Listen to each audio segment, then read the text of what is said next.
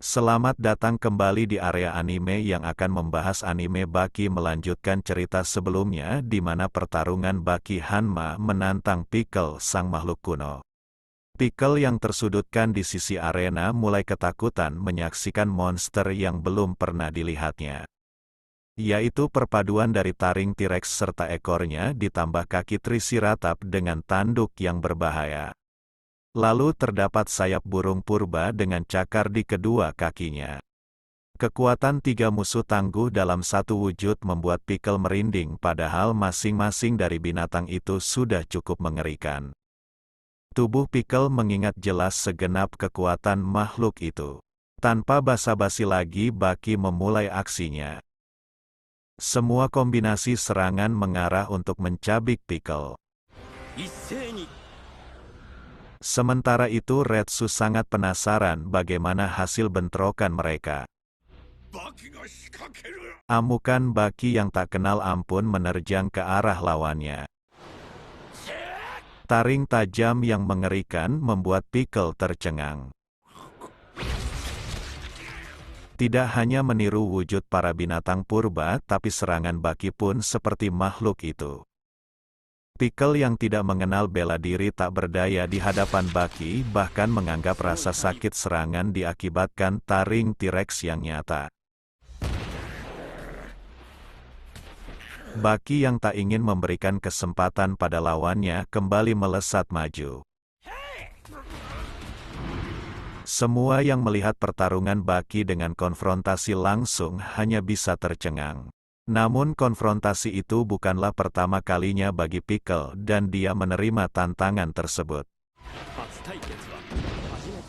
Posisi start sebelum berlari kencang sudah dilaksanakan sejak dahulu. Di Olimpiade sebelum Perang Kedua sejumlah atlet bersiap berlari.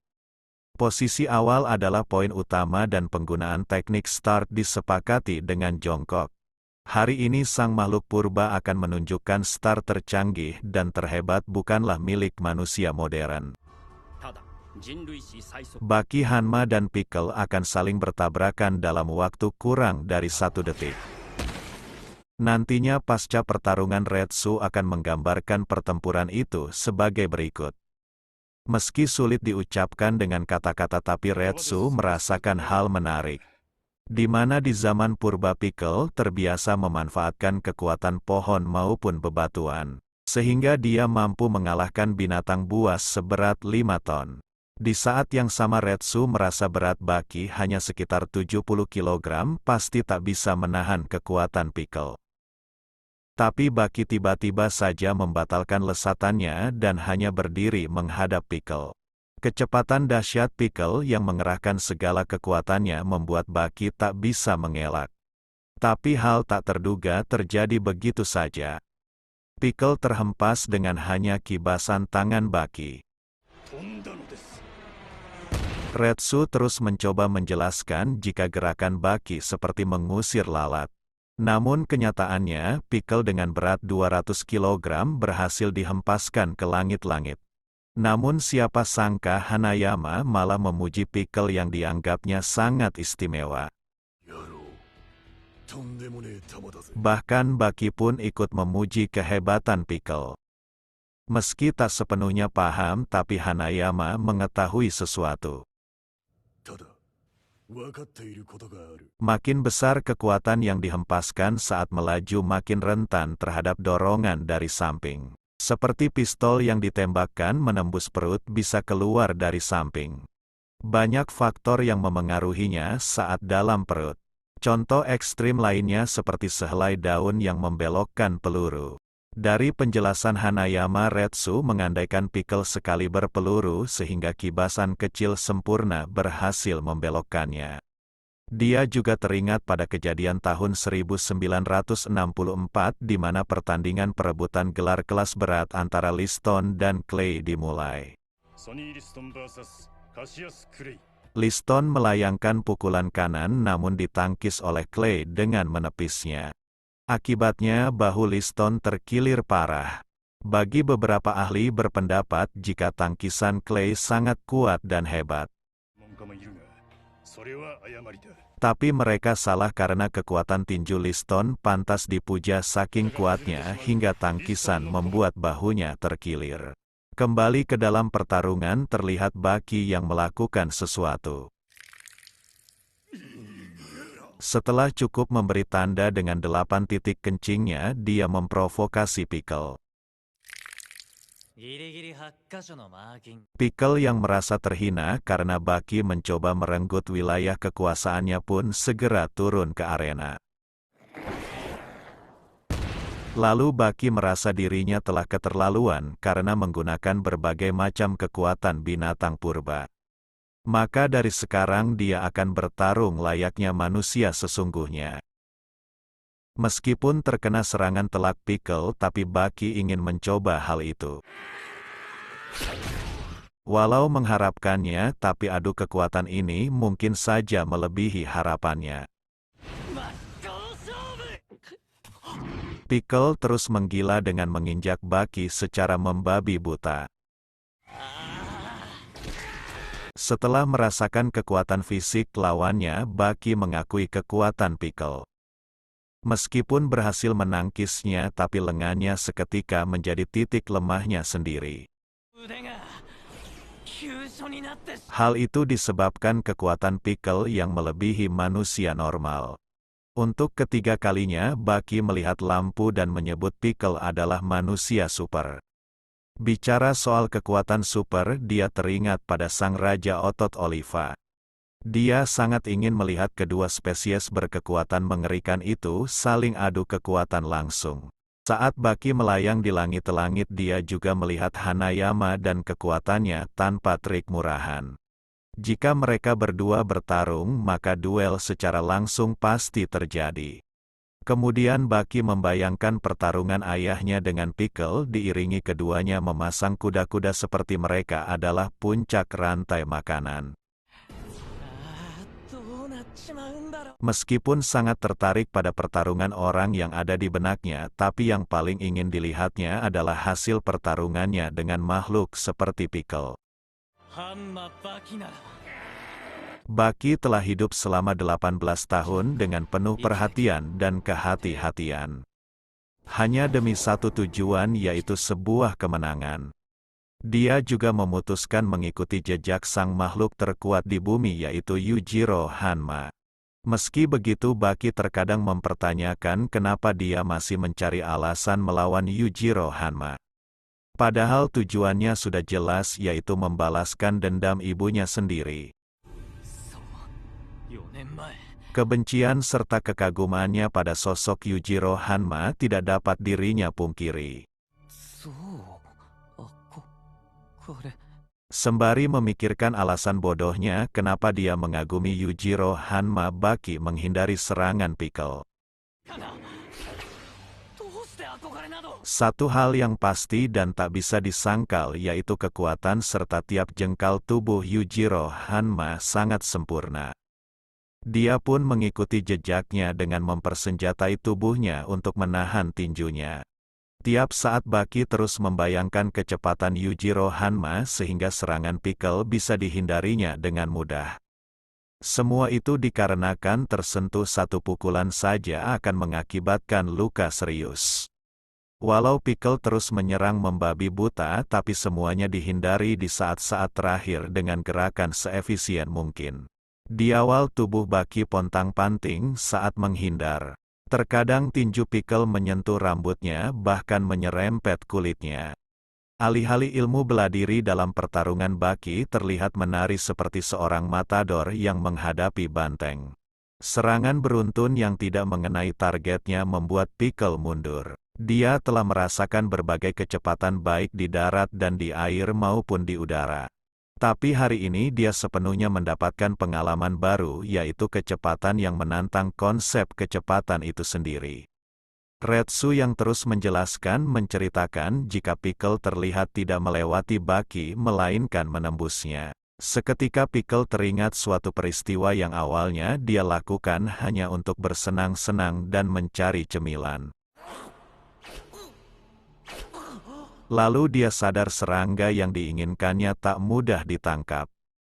Meskipun terus melakukannya, dia tetap gagal sampai menyadari satu hal, adanya makhluk yang bisa menembus tubuhnya. Dahulu terdapat master karate ternama yang dianggap bapak karate. Di akhir hayatnya dia berpetua akan dirinya telah menghindari banyak hantaman serta menahan tendangan, bahkan bertahan meskipun diserang dengan banyak siku dan lutut maupun sundulan. Saat menghadapi senjata jenis apapun dia tak bergeming, lalu sedekat mungkin menghindar di detik terakhir.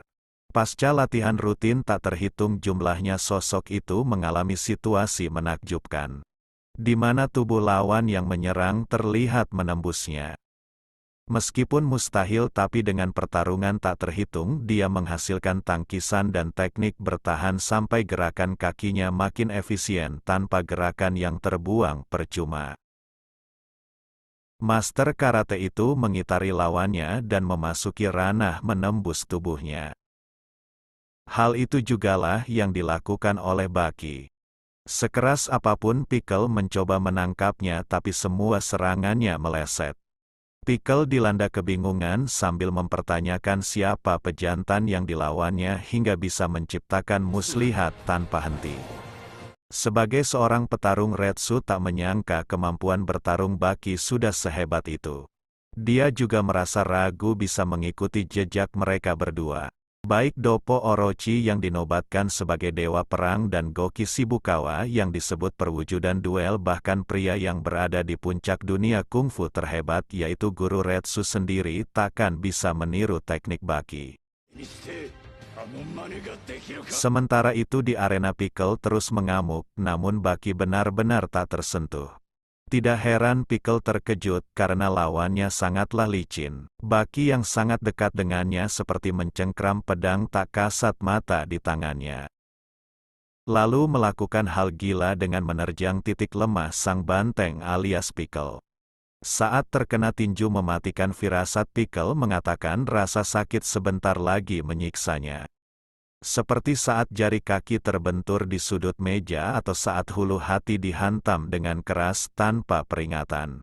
Dalam jeda beberapa saat sebelum rasa sakitnya muncul, otak sudah memprediksi rasa sakitnya dari hantaman kuat tersebut. Tak lama setelahnya rasa sakit menyerang sesuai prediksi, bahkan bisa lebih menyiksa dari apa yang dibayangkan. Jeda sebelum rasa sakit adalah waktu persiapan anugerah dari Tuhan. Pickle memiliki dua kenangan serupa yang didapatnya dari pertarungan sengit.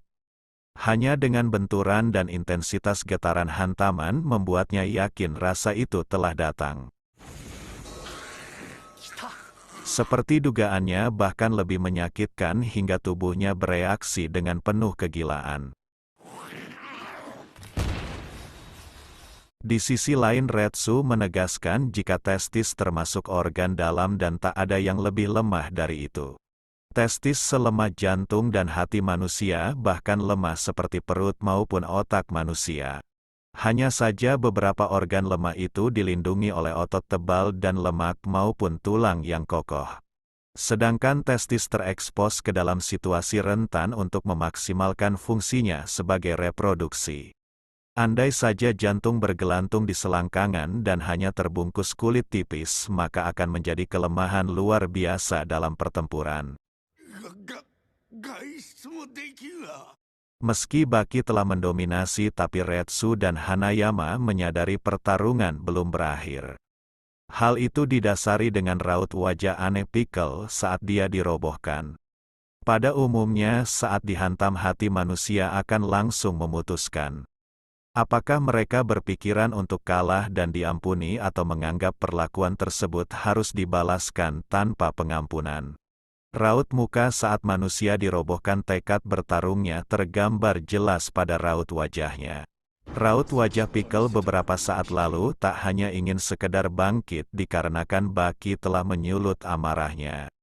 Seperti dugaan Retsu dan Hanayama, sang makhluk kuno telah lepas kendali dengan puncak kebuasannya. Baki menyambutnya dengan penuh kegirangan karena pertarungan sebentar lagi akan berakhir. Hanya dengan melihatnya Baki mengetahui mimik wajah Pickle serta kuda-kudanya menggambarkan wujud terkuatnya. Semua orang yang melihatnya tidak menyangka makhluk purba itu memiliki kartu tersembunyi. Orang pertama yang menyadarinya adalah Baki. Bekas luka tusukan di tubuh Pickle terbuka lebar seperti bekas dari pedang melengkung. Luka lama itu membentang secara diagonal di batang tubuh Pickle. Baki dapat melihat luka itu bukan berasal dari zaman ini.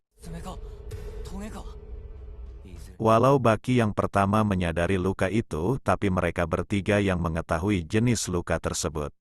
Mereka yang berada di atas panggung melihat luka mengerikan yang sama di punggung Pickle. Bekas luka yang membentang di depan dan belakang tubuhnya menunjukkan jika hanya ada satu luka. Kesimpulannya Pickle adalah manusia yang selamat dari cabikan T-Rex. Setelah menemukan fakta tersebut, mereka bertiga serentak bertepuk tangan. Lalu hal mengejutkan kembali terjadi di mana Pickle yang menggeser persendiannya beralih ke mode tempur. Tiap bagian tubuhnya mulai berubah menjadi sesuatu yang menakutkan.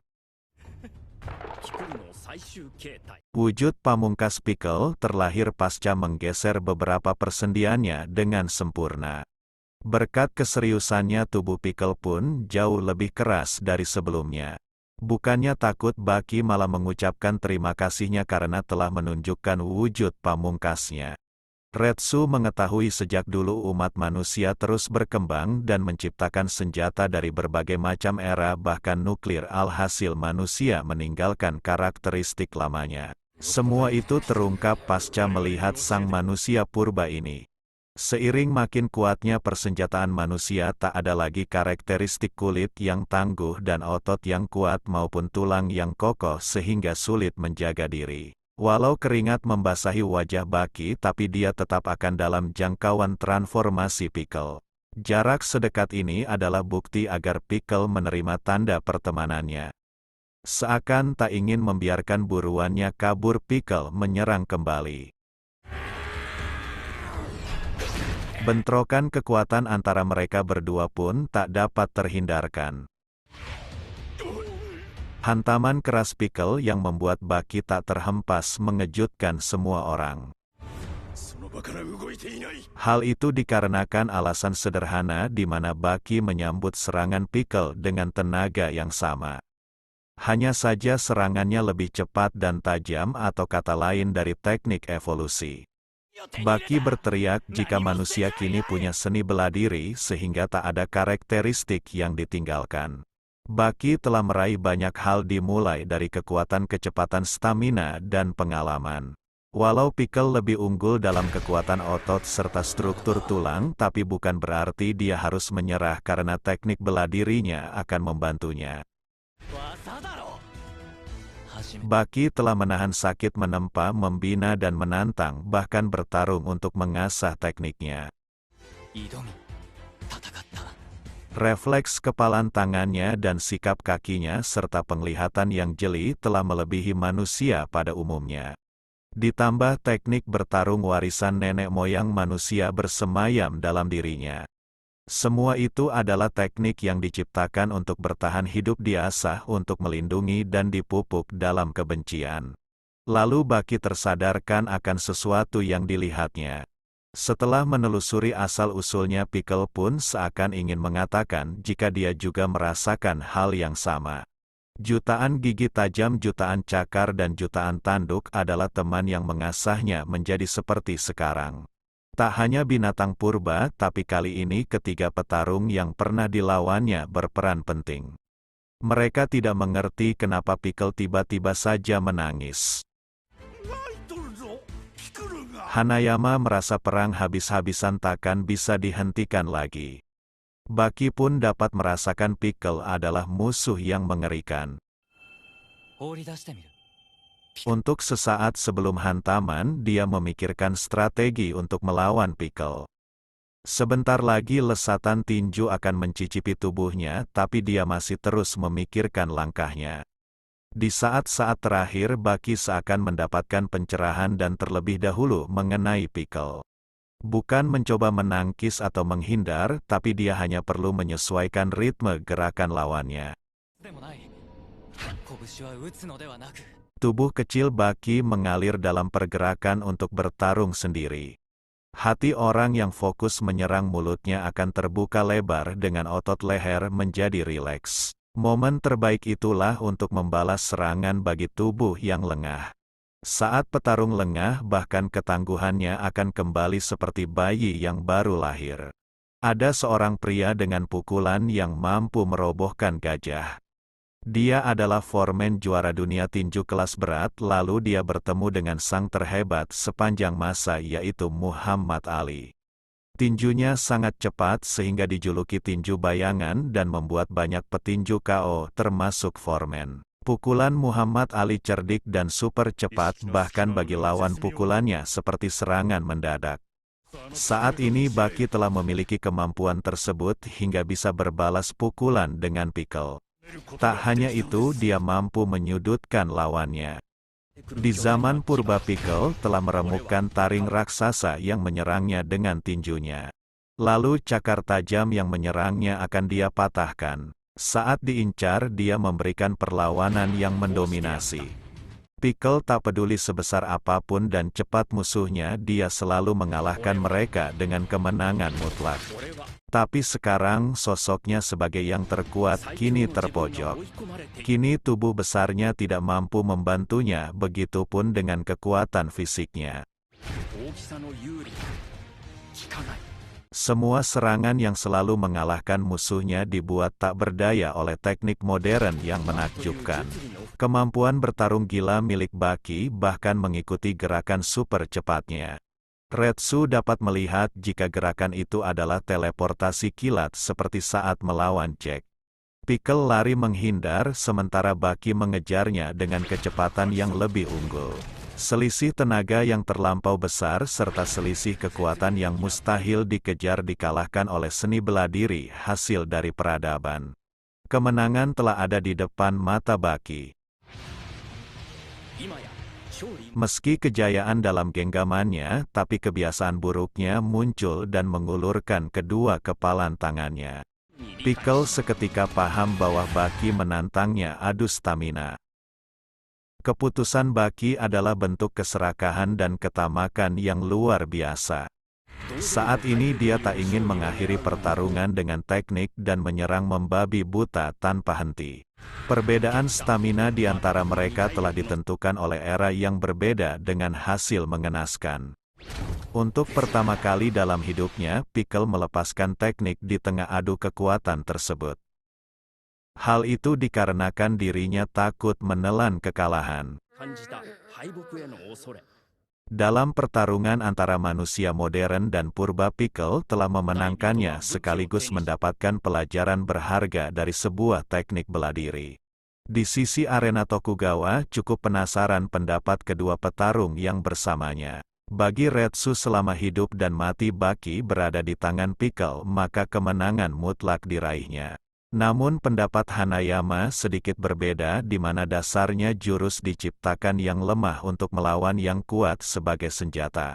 Pikul yang memiliki tubuh super kuat adalah senjatanya dan Baki yang meninggalkan senjatanya tak pantas menelan kekalahan. Baginya Baki adalah pemenangnya jika dia tak serakah untuk unggul dalam segala aspek baik stamina maupun teknik. Tak lama setelah itu, Baki yang akan mendapatkan perawatan menghilang. Siapa sangka Pikul mengikuti di mana Baki dibawa dan sedang menunggunya. Dengan ketinggian ini, Baki yakin Pikul bisa melihat perbedaan zamannya yang belum tersentuh.